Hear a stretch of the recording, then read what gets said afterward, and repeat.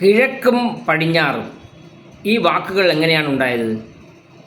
യഥാർത്ഥത്തിൽ സൂര്യനുമായി ബന്ധപ്പെട്ടാണ് ഈ വാക്കിൻ്റെ ഉത്ഭവം. അതായത് കിഴക്ക്, കീഴിൽ നിന്ന് ഉയരുന്ന ഗോളം, അങ്ങനെ അത് കിഴക്കായി. അത് പടിഞ്ഞാറോട്ട്, അതായത് പടിയുന്നു, ഞായർ, പടിഞ്ഞായർ, അതാണ് പടിഞ്ഞാറ്.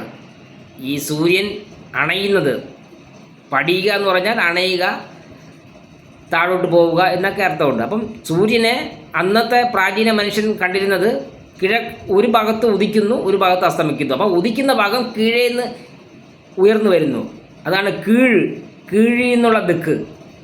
ആ അർത്ഥത്തിലാണ് കിഴക്ക്. പടിഞ്ഞായർ, പടിയുന്നു, ഞായർ, സൂര്യൻ പടിയുന്നു, ആ ഭാഗം പടിഞ്ഞാറ്. അങ്ങനെയാണ് ഈ കിഴക്ക് പടിഞ്ഞാറ് വാക്കുകൾ ഉണ്ടായത്.